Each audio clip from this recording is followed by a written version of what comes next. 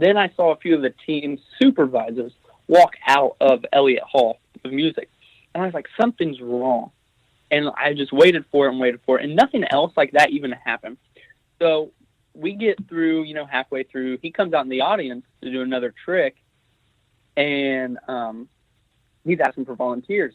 And he walks up to a girl, and he says, stand up, and she refused, wouldn't do anything. And he said, fine, be like that, like just messing around. And then she stood up and like tried to rip the microphone from his hand, and he just pulled it away and kept walking and went to another one.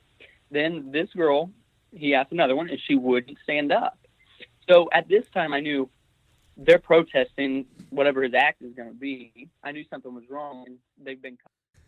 I'm just sitting here listening to the Boss Hog of Liberty as I get ready. And they're talking about that Purdue story that we did on the show yesterday. You're listening to The Chris Spangle Show. I'm Chris Spangle. This is your daily dose of common sense from a libertarian perspective, where I bring you the news here on the We Are Libertarians network. Be sure to check out all of our shows like the Boss Hog of Liberty and We Are Libertarians at wearelibertarians.com. And be sure to support us on Patreon. This being a brand new show, I'm going to say it again. 3 ways. If you want this show to continue, I want to know that you're listening. Share it on social media, promote it, send me an email, let me know that it's going on. Sorry, but you just heard Mittens pop up. And then join Patreon. Thank you to Jason Doolittle for bumping up his Patreon donation $100 to $125 a month, supporting us. That extra $25 because he values the Chris Spangle Show. So it's how it goes. If you join the Patreon and you like one of our shows, then all the shows on the network, Boss Hog, Brian Nichols, Upward, even Tad Talk. Well, not Tad Talk as much, but they cost time, money, resources, hosting, stuff like that. So, when you donate to the We Are Libertarians network, you're helping us with all of our shows. And I don't mention that very often because I want those guys to make money on their Patreon. Brian and the Boss Hog guys have their own Patreon, and I want them to do well. But, they get support from Dear Leader.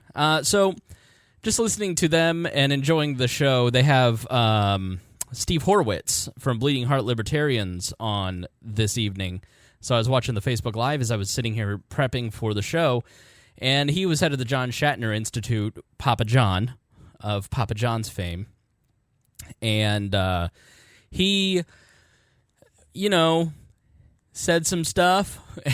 And so poor Steve's had to have like 5 rounds of business cards in 6 months made. So they finally just removed Shatner, who donated a bunch of money to Ball State where he works. I don't think a lot of people in Indiana know that like there's a libertarian economic think tank essentially at Ball State, and Cecil Bohannon's up there, and we have the Liberty Fund here in Indianapolis, and great thinkers like Steve and Sarah Squire based out of Indianapolis, and Mike Munger comes through all the time. So we have an untapped resource, and trust me, I'm trying to break into the Liberty Fund and say, can I help you do podcasts? Not even for personal gain, but you guys have all these events, and you could record them and put them out and benefit the movement, not the party. And I don't get anywhere. So I'd love to get in if anybody is listening to the sound of my voice and they work at the Liberty Fund or know somebody who does, then help. So I want to help them with their multimedia stuff. Not even for money, just because I like what they do. So this is, I would say that this is a significant thing. Okay, so when it comes to Trump, here's the deal. Most of the stuff that we hyperventilate while watching the news about is bull. Okay, so when we sit there and we see the news and there's a big scandal and there's a collusion and blah, blah, blah, a lot of it is just kind of bunk. The Cohen thing has done what the Mueller investigation was always meant to do, which is to eventually kind of trap Trump and get him to commit perjury. Now, Cohen, little did anybody in the thing. I'm trying to do the show, and Mittens. See, here's the thing, Mittens. I belong to her. I don't belong to you. I don't belong to myself. She is an authoritarian of the highest order. She's my cat, and she's very attached to me. And so whenever somebody, say a young lady or an age-appropriate lady in the era of Me Too, is over here, Mitten sits between us. When I'm on the phone, she likes to come and rub her head on things. When I do the podcast, she likes to rub her face on the microphone. And so I usually lock her up, but I forgot. And so now she's just distracting me. She just tried to lick my face. So she's extra, as the kids say these days. So I have proposed all along that the entire point of the Mueller investigation was not that there was collusion. It was something that people within the government that didn't like Trump and Democrats and the Hillary Clinton campaign all organized, was that they took a narrative that happens with every presidential campaign, which is a foreign power trying to break into a campaign, and they chose the scary Russians and, hired somebody to write this dossier, and then John McCain and his staff, who the 2008 team, helped circulate this memo as well, and that's how you got the Steele dossier, and it furthered this narrative, and the useful idiots continued the narrative that he was in collusion with Russia, but he was never in collusion with Russia. He's never colluded with Russia in any meaningful way. He can barely collude with himself. He's constantly flip-flopping. He can't collude with his staff. They don't know what's going on. So I've never thought that the Mueller investigation was about actual Russia collusion. It was never about the candidate or the campaign colluding with Russia to steal the election.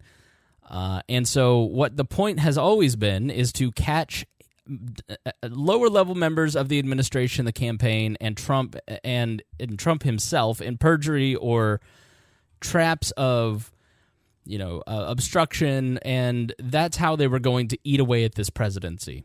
And the media and the Democratic Party specifically have, and as we have seen from Peter Strzok and Andrew McCabe and people inside of, quote-unquote, the deep state, but basically established Washington, have all coordinated. Whether, I don't think that, like, Jake Tapper gets on the phone with Peter Strzok, but I think, certain memes have power, right? And that has always been the point. So you're now starting to see some of that come to fruition. I'm not going to talk about Paul Manafort today because I don't think Paul Manafort and his conviction on 8 of the 10 counts is even relevant to anything that's happening in politics today, except to highlight how swampy the swamp is. So next time I talk to Rob Cortell of the Swamp series on We Are Libertarians, we're going to talk about how swampy Rick Gates and Paul Manafort are. But, trying to smear Trump with Manafort is silly because he had nothing to do with the 12-year-old charges that he's being possibly facing 60 years in jail on. But Michael Cohen is different. This is the chickens coming home to roost, and this is a little more serious because I believe that the president did commit a crime, and I will lay some of that out. But when it comes to campaign violations, it is a great exercise in politicians don't follow their own rules. And most campaign violations are felonies, but they don't get charged that way. You might get a misdemeanor or a fine or not prosecuted at all. I've seen federal and state candidates just have their fines waived, for instance. And so politicians usually don't get dinged on these rules. And I don't know how far, the Democrats are going to try and take this all the way to impeachment. But in reality, they're not going to start enforcing these rules and making campaign finance violations an issue because they don't want the Huffington Post and the Daily Caller looking into campaign violations of both parties. So they're never going to really make this too big of an issue. But so if you don't know what happened with Michael Cohen, he is for about a dozen years has been his fixer. And Donald Trump on Twitter said, "Don't hire Michael Cohen as a lawyer." He is a shady character who was just the quote-unquote fixer for Trump. And he was the professional prostitute payer-outer. He was just a sleazy guy. And here's the crazy thing about this is Michael Cohen is the guy that said, "I will die for Donald Trump. I will do anything for him." And so if there was anybody that Donald Trump should be loyal to, it would be Michael Cohen because he was so loyal to him and he knew so much. And so it's just been crazy and mystifying, as we mentioned on We Are Libertarians, why is he not helping this guy? Because he knows too much. What is the deal? And there's this weird thing where Donald Trump has to wash himself clean of all of the things that he did wrong by blaming other people. And if he gets too close to this person, then somehow he is going to be held accountable for his own actions. But if he keeps distance, then he can blame Michael Cohen for everything. And that's just not how reality works, although I'm not accusing Donald Trump of living in reality. Cohen basically was brought up on tax evasion charges and a single count of bank fraud, and declaring in a federal courtroom that he lied on a home equity line of credit to obtain money to pay off Stormy Daniels. So early October of 2016, the Stormy Daniels and another they started chirping and they wanted money, and so the National Enquirer, which is owned by a friend of Donald Trump, ended up buying their story at the direction of Michael Cohen. And he said, "Don't worry, I'll pay you." And so he went out and took out a home equity loan and lied on the form to get this money to then pay off the National Enquirer for buying those stories, buying the silence of these two prostitutes. I'm sorry, not prostitutes. Stormy Daniels is a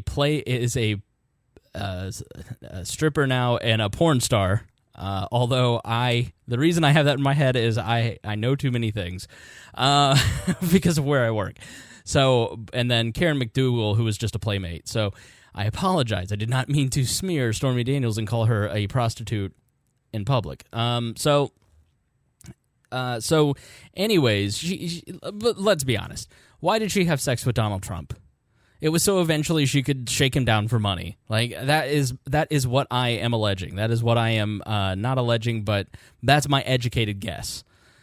So I just don't think that she sits there and goes, I really want I want to get a piece of Donald Trump. No, I think she had this outcome in mind, right? It's that little chit in your back pocket that you can cash in when you're getting low. So I really don't find her or Michael Avenatti or Michael Cohen or Donald Trump or any of these people to be sympathetic characters or moral people. So that's why I don't think a lot of people are taking any of this serious. So basically Michael Cohen then gets paid in chunks, like $30,000 chunks. He sends an invoice into Donald Trump and he pays it out. And so this is a key part. So why didn't Donald Trump just directly pay for these stories? I think probably because he always had some layer of protection between him and these payouts. He's probably done this forever. That's why it happened so quickly, is they, again, he's a professional. Michael Cohen is a professional, stripper payer outer. And that's his title. He should put that on business cards.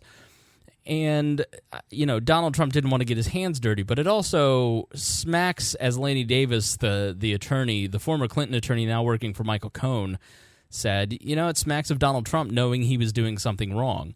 So Cohen in court basically says, the document says,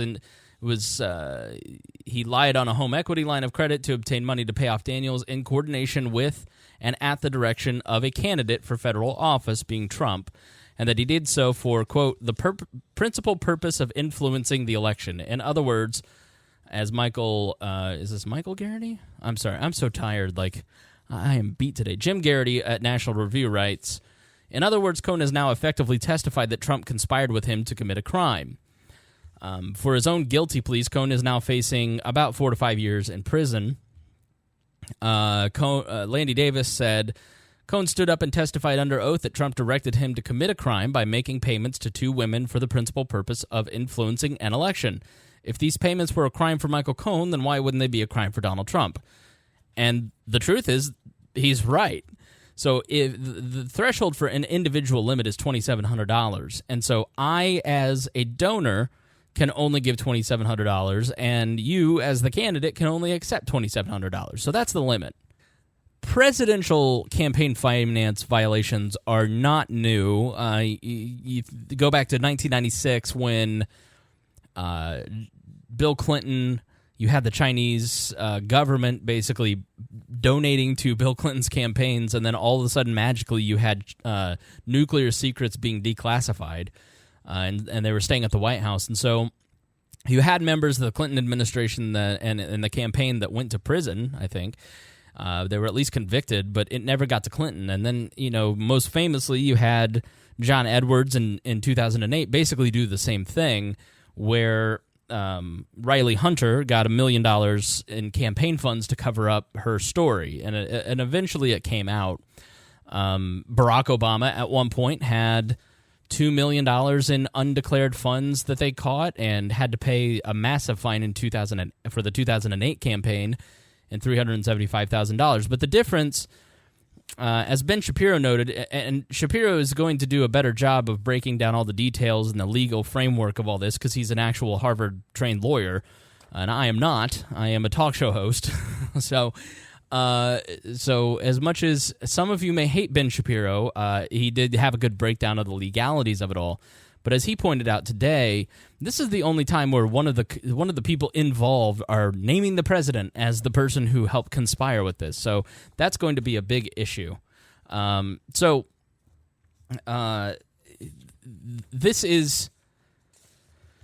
the deal. Everybody in politics, they don't take campaign stuff, like they don't take campaign violations seriously. So everybody takes like the donations part seriously, but they don't take seriously the fines, right? Like if you get dinged, you're probably going to get out of it. And it's a great example of the rule of law. It's a great example of where, do laws mean anything? And I think that's part of how I look at this. I look at this and I go, if I were a libertarian presidential candidate, if I were Gary Johnson and I were in the same boat, I would have no recourse. I would get dinged. They'd throw the book at me. There probably wouldn't be any leniency. The law is the law. And so Donald Trump broke the law. And so if you believe in the rule of law, you have to look at this and say he's a criminal, quote unquote, for at least this part. He did commit the same crime as Michael Cohen. And why is he not facing the same penalties for that same action? And I certainly agree with that. And I don't believe in selective enforcement. And I think that the FEC and the people that actually charge, the Justice Department that actually charges these FEC campaign violations, they're very selective in how they manage any of it as well. So I don't believe that there should be selective enforcement.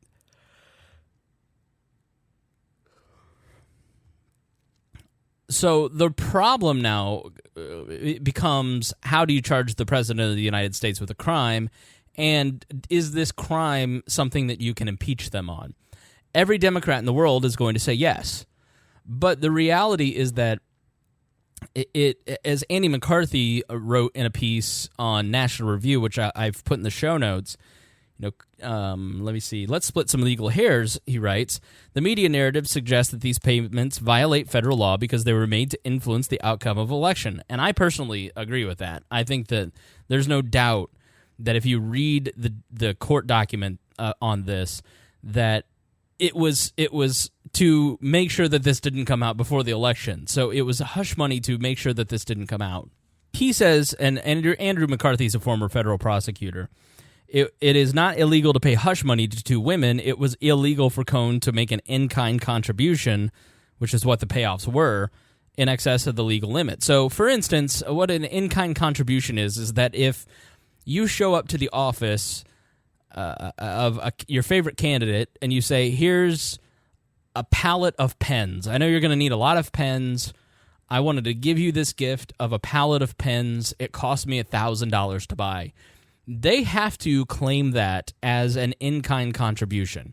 So it can't just be, where did these pens come from? So every dollar really has to be tracked. And on the federal level, it's like $500, I think. It's a fairly low level. And here in Indiana, it's like $100. So you really have to keep track of every single dime that is spent on a campaign, and you should.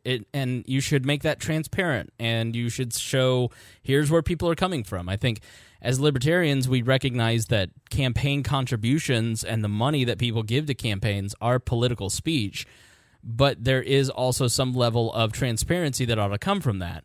So the way that you govern all of the corporate crony capitalism is by transparency and making things as equal as possible through transparency. So you can't exceed $2,700, and they can't accept it. The latter illegality is relevant because Cohen formed corporations to transfer the hush money. So he exceeded. It is illegal for corporations to contribute to candidates, and so he basically used corporate money as an in-kind contribution, which is a no-no. So Trump he writes, could have done it himself. Trump can give as much money to his campaign as he wants, and so he didn't because he didn't want to get caught.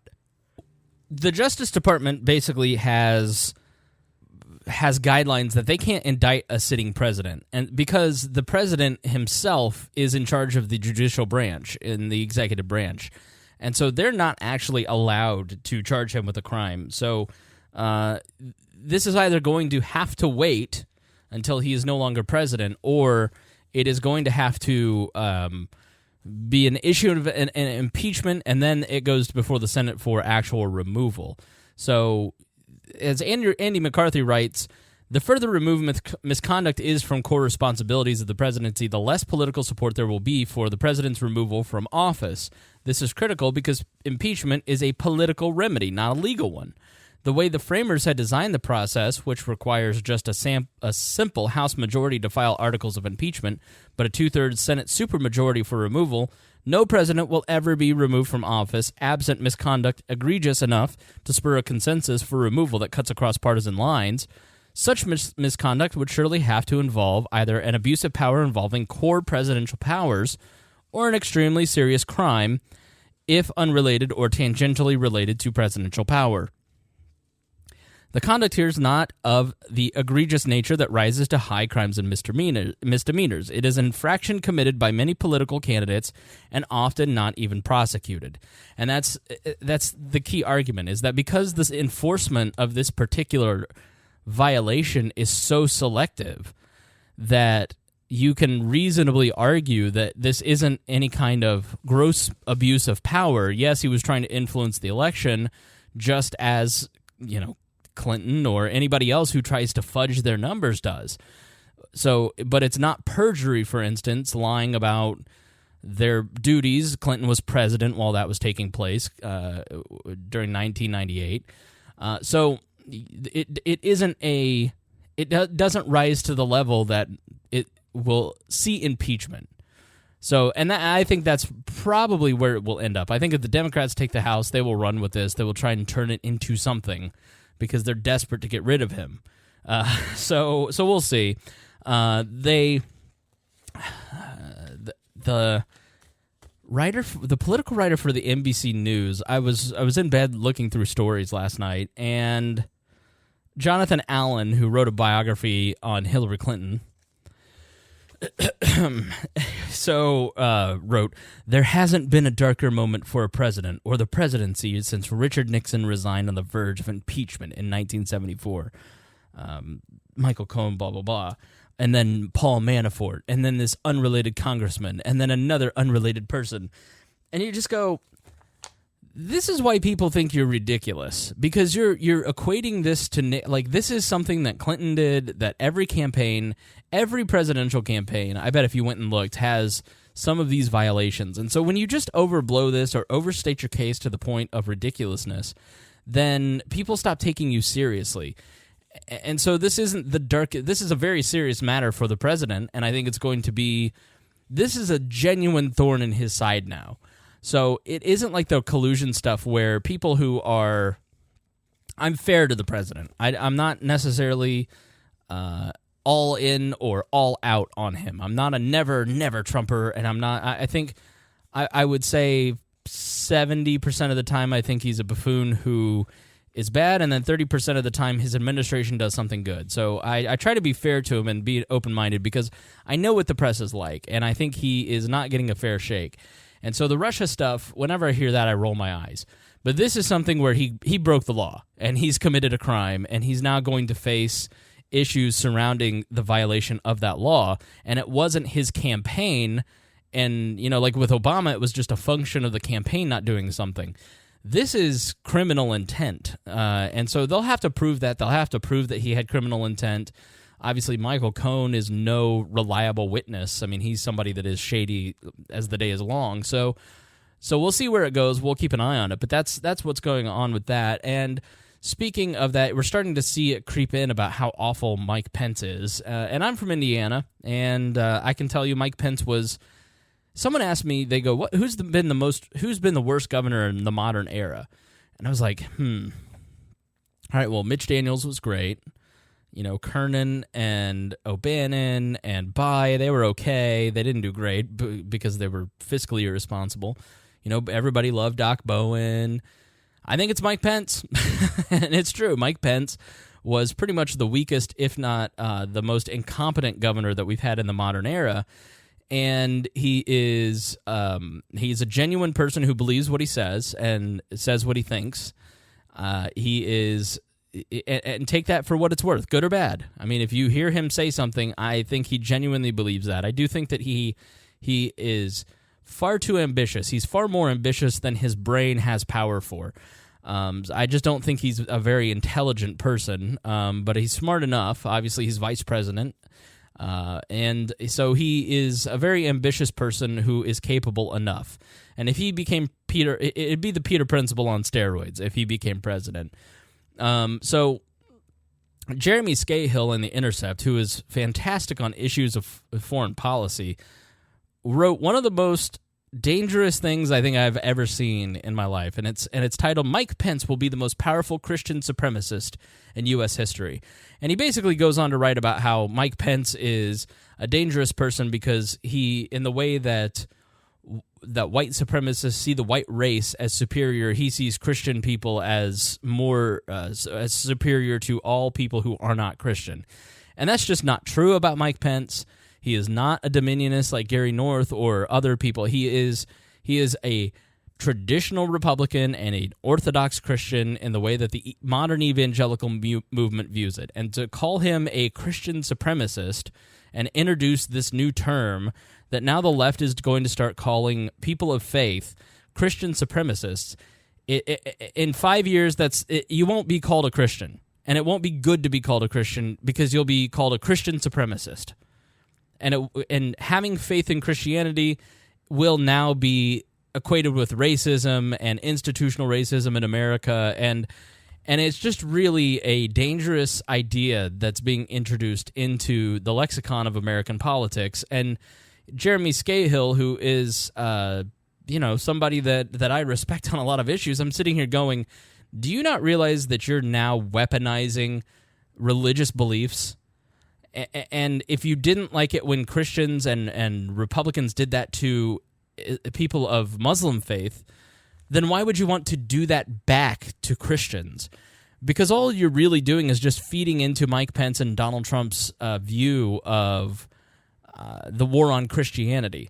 And you're just feeding that. So it's a very stupid term, and it's unfortunately going to catch on because it feeds into this idea in the far left, which is now becoming the left, that anybody who is white, right-leaning, listen, libertarians, you can smear other people and call them left libertarian all you want, but if you're a libertarian who believes in ideas, to these people, you're the right.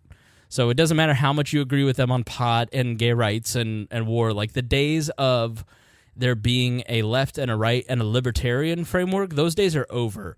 Like, we are now consolidating things to the hegemony of thought that social media produces into tyranny versus tyranny versus freedom, basically.